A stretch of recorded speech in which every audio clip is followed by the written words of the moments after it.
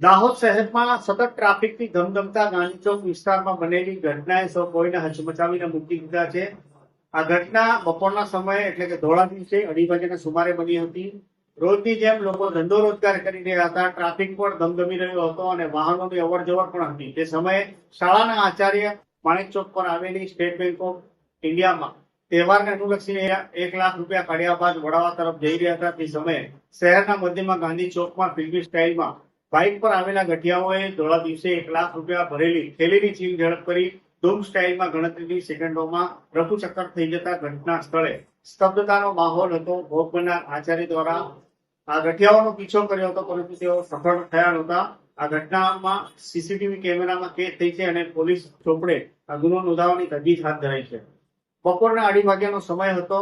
આ તસવીરમાં દેખાતો વ્યક્તિ વડવા પ્રાથમિક શાળાના આચાર્ય ઈશ્વરભાઈ રાઠોડ છે, જેઓ આજરોજ આગામી રક્ષાબંધનના તહેવારને અનુલક્ષીને ઘર ખર્ચ માટે પૈસા લેવા સ્ટેટ બેંક ઓફ ઇન્ડિયામાં આવ્યા હતા અને બેંકમાંથી પૈસા કાઢ્યા બાદ એક થેલીમાં પૈસા મૂક્યા અને વડવા તરફ જોવા નીકળ્યા હતા. ત્યારે બેંક બહાર જ ઘાત લગાવીને બેઠેલા બાઇક પર આવેલા ગઠિયાઓ તેમનો ફિલ્મી ઢબે પીછો કર્યો હોવાનું કહેવાઈ રહ્યું છે. આ સીસીટીવી કેમેરાના એક્સક્લુસિવ તસવીરો અમે આપને બતાવવા જઈ રહ્યા છે. આ તસવીરો જોઈ લો, જેમાં બુલેટ ચાલક ઈશ્વરભાઈ રાઠોડ વડવા તરફ જઈ રહ્યા છે, જે એરોમાં દેખાઈ રહ્યા. બુલેટની પાછળ જે છે એરોમાં અમને બતાવી રહ્યા છે આ ગઠિયાઓ છે. આ ગાંધી ચોક ખાતે આ બુલેટ જ્યારે ટ્રાફિકમાં રોકાય છે ત્યારે આ ગઠિયાઓ બુલેટની સાઈડ પર લટકાવેલી પૈસાની થેલી પાછળ બાઇક પર આવેલા ગઠિયાઓ લઈને ફરાર થઈ ગયા હતા. સીસીટીવી કેમેરા જોઈ લો. આ એ જ શખ્સ છે જેને પોલીસનો ખોફ નથી, કાયદાનો ડર નથી, બિનદાસપણે ભર બજારે ધોળા દિવસે પૈસા ભરેલી થેલીની ચીલ ઝડપ કરી ભાગી રહ્યો છે. બંદૂકની ગોળીની જેમ ભાગી રહ્યો છે, પરંતુ તે ભૂલી ગયો છે કે સીસીટીવી કેમેરામાં તેની દરેક મુવમેન્ટ કેપ્ચર થઈ રહી છે. આ ઘટના બાદ ભોગ બનનાર વ્યક્તિએ તેનો પીછો કર્યો હતો, પરંતુ તેઓ ભાગી છૂટવામાં સફળ રહ્યા હતા.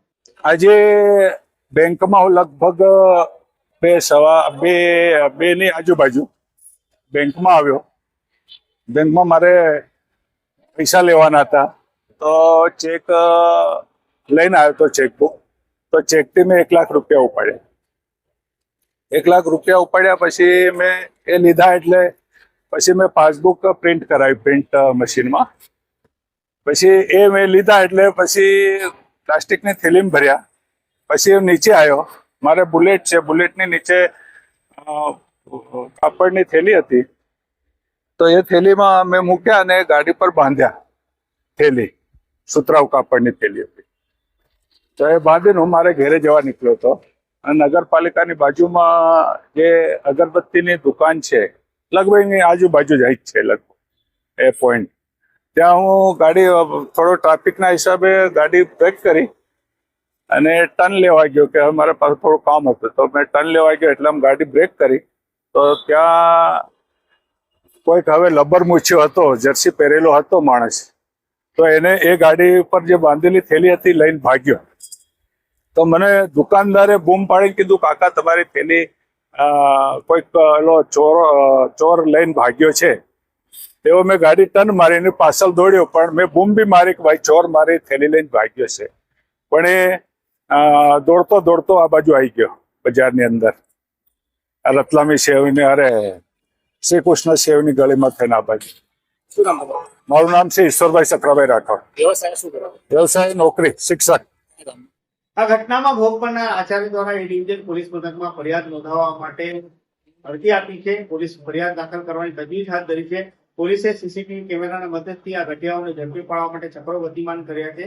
હવે પ્રશ્ન એ ઉભો થાય છે કે જે જગ્યા ઉપર આ ઘટના બની છે ત્યાં પોલીસ પોઈન્ટ પણ છે, ટીઆરપી જવાન પણ ફરજ બજાવી રહ્યા હતા, ટ્રાફિક પણ ધમધમી રહ્યો હતો, લોકોની અવર જવર પણ હતી. તેમ છતાંય આ તહેવારના સિઝનમાં બેખોફ બની બાઇક પર આવેલા આ લંબર મૂછિયાઓએ સનસનાટી ભરી ઘટનાને અંજામ આપી પોલીસને ખુલ્લો પડકાર ફેંક્યો છે. એક તરફ શહેરના મધ્યમાં બનેલી આ ઘટનાથી વેપારીઓ અને શહેરીજનોમાં સ્તબ્ધતાની સાથે ભયનો માહોલ છે, ત્યારે બીજી તરફ આ ઘટનાથી પોલીસની સાખ ઉપર ભટ્ટો લાગ્યો છે. ત્યારે હવે આગળના સમયમાં આ ગઠિયાઓ શહેરમાં આવી કોઈ બીજી ઘટનાને અંજામ આપે છે પહેલા જ તેમની જેલની સલાખોની પાછળ તેમની મૂળ જગ્યાએ છે ત્યાં સુધી પહોંચાડવા માટે હવે પોલીસે ચક્રો ગતિમાન કર્યા છે. આ વિડીયોને લઈને તમે કોમેન્ટ બોક્સમાં તમારી રાય જણાવી શકો છો. ચેનલ પર નવા હોવ તો સબસ્ક્રાઇબ કરવાનું ના ભૂલતા.